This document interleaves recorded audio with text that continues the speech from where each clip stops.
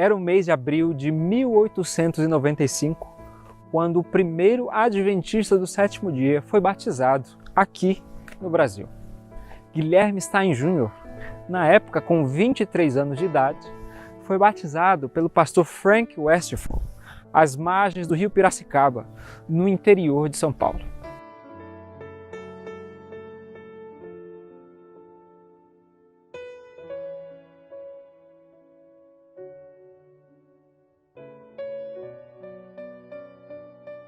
Mas como isso aconteceu? Quais foram as pessoas envolvidas nesse batismo histórico? Como Guilherme Stein Jr. conheceu a mensagem adventista? E por último, vamos buscar responder hoje de que forma ele influenciou o início da Igreja Adventista do Sétimo Dia aqui na América do Sul.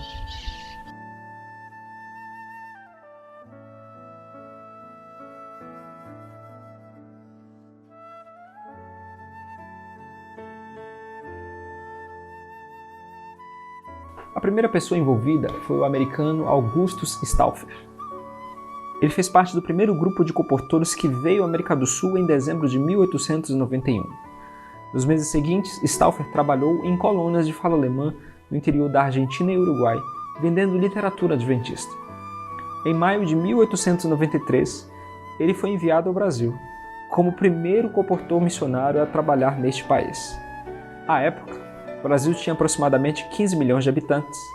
Não havia literatura adventista em português, e por isso seu trabalho continuou em colônias de fala alemã no sul e sudeste. Havia aproximadamente 200 mil alemães. Seu trabalho se iniciou no estado de São Paulo, especialmente nas cidades de Rio Claro, Indaiatuba e Piracicaba. Nesta época, esta região estava crescendo bastante, devido à plantação de café, e isto atraía muitos imigrantes. A segunda pessoa envolvida foi o jovem alemão Albert Barremeyer. Ele chegou ao Brasil após escapar de um navio no qual trabalhava. Quando seu navio passou pelo Rio de Janeiro, vindo na Inglaterra, ele pulou nas águas e nadou até a praia mais próxima. Ele conheceu a mensagem adventista através de Elvin Snyder, o segundo colportor a trabalhar no Brasil. Ele o encontrou numa casa de marinheiros no Rio de Janeiro. Ambos estudaram a Bíblia e Barremeyer decidiu se tornar um adventista, além de se iniciar na colportagem, apesar de não ser batizado. Barremeyer trabalhou com Stauffer vendendo o livro O Grande Conflito em alemão. Em Piracicaba, uma cópia deste livro foi vendido a Margarida Krahenbuhl, avó da esposa de Guilherme Stein Jr. A terceira pessoa envolvida neste batismo histórico foi o pastor americano Frank Westphal. Antes de vir à América do Sul, ele trabalhou como colportor, evangelista e professor de teologia nos Estados Unidos da América. Em agosto de 1894, ele chegou em Buenos Aires, Argentina, como o primeiro pastor ordenado a trabalhar na América do Sul. Ele veio com sua esposa Mary e seus 2 filhos, Charles e Ellen. Após trabalhar 6 meses na Argentina e Uruguai, batizando e fundando novas congregações, ele veio ao Brasil em março de 1895, com o objetivo de visitar pessoas interessadas na mensagem adventista. Ele chegou através do porto do Rio de Janeiro e partiu para São Paulo, acompanhado do colportor Stauffer. Em abril de 1895, após passar por Rio Claro, 2 Córregos e Indaiatuba, eles foram a Piracicaba para se encontrar com Guilherme Stein Jr. Guilherme Stein Jr. nasceu em 1871 em Campinas, São Paulo. Ele era descendente de imigrantes germano-suíços. Ele estudou até a 5ª série do ensino primário, mas como gostava de aprender, se tornou autodidata. Em 1888, aos 17 anos, ele se mudou de Campinas para Piracicaba. Na época, Piracicaba tinha aproximadamente 10 mil habitantes. Uma curiosidade, a palavra Piracicaba significa lugar onde o peixe para, na língua tupi. Isto acontece por causa da queda d'água no rio Piracicaba, que bloqueia a migração do peixe. Em Piracicaba, Guilherme começou a trabalhar na oficina Krahenbuhl, fazendo carroças para transporte de mercadorias e pessoas. Como ele era relacionado com a família Cranbrook, ele morava com eles, e isto permitiu conhecer Maria Cranbrook. Mais tarde, eles se casaram em dezembro de 1893. Por causa da família de sua esposa, Guilherme começou a estudar a Bíblia e se tornou um metodista. Foi na igreja metodista, em Piracicaba, que Guilherme aprendeu a falar inglês, além de alemão e português, que já sabia. Estudando a Bíblia sozinho, ele descobriu que o sábado é o verdadeiro dia de descanso e começou a guardá-lo sozinho. Poucos meses depois, ele leu o livro O Grande Conflito, em alemão. Este livro havia sido vendido pelos compositores Stauffer e Bachmeier à avó de sua esposa, poucos meses antes.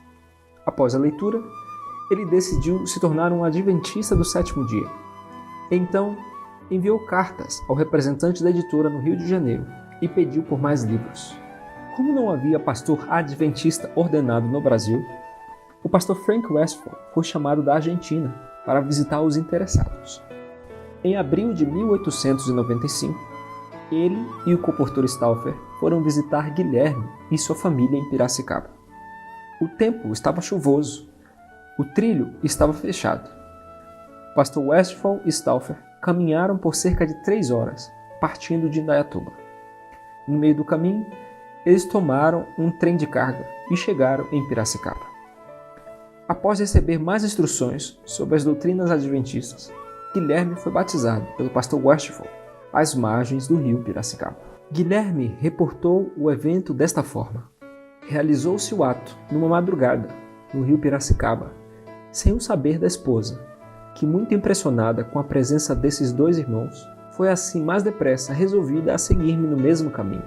Após sua conversão, Guilherme ajudou a expandir o adventismo em Piracicaba e nas cidades vizinhas. Em 1896, ele decidiu deixar a oficina Cranbrook para se tornar um compositor efetivo. Ele também foi o primeiro diretor e professor da primeira escola a operar com base na filosofia adventista, em Curitiba, no Paraná. Ele foi o primeiro pastor brasileiro ordenado da Igreja Adventista do Sétimo Dia.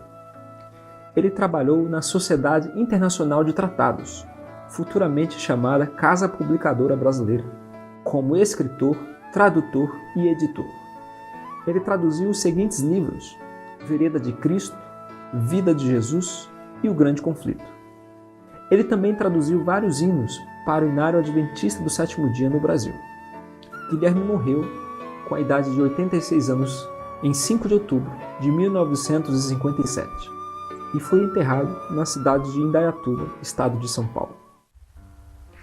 E através desta linda história, podemos aprender como Deus tem guiado a sua igreja. Homens e mulheres dedicados, que deixaram muitas coisas para trás. Quem sabe deixaram seus bens, famílias, profissões, para vir a terras distantes como o Brasil e outros países e levar essa mensagem. Mas a mensagem chegou até nós, a mim e a você. O que vamos fazer com ela? Neste momento eu lembrei de um texto de Zacarias capítulo 4, verso 8 até o verso 10. E eu gostaria de ler com você. O texto diz o seguinte: Novamente me veio a palavra do Senhor dizendo: As mãos de Zorobabel lançaram os fundamentos desta casa. Elas mesmas a acabarão, para que saibais que o Senhor dos Exércitos é quem enviou a vós outros. Pois quem despreza o dia dos humildes começos, esse se alegrará, vendo o prumo nas mãos de Zorobabel. O texto é claro. Vimos um pequeno começo, mas hoje, pelo poder do Espírito Santo, esta obra avançou. E quem viu os humildes começos, vendo este momento e vendo ainda o que ainda irá acontecer, se alegrará e muito. Mas nós temos uma parte nesta obra. Cristo nos chama para pregar o Evangelho a todas as pessoas, nações, línguas, povos. Quer você fazer parte disto? Quero convidar você a orar comigo por este propósito. Senhor Jesus, te agradecemos por este momento, Pai, quando entendemos que o Senhor tem conduzido e vai conduzir até o final esta grande obra. Tu prometeste que estaria conosco todos os dias e tem estado, Pai. Nós suplicamos, Senhor, a presença do Teu Espírito conosco, nos dirigindo em todas as coisas, e nos guiando e nos usando como instrumentos vivos para alcançar a cada pessoa deste mundo. Ó Senhor, não permita que o desânimo tome conta de nossas vidas, mas nos mantenha firmes até o fim. Te agradecemos e oramos em Teu nome, em nome de Cristo Jesus. Amém, Pai.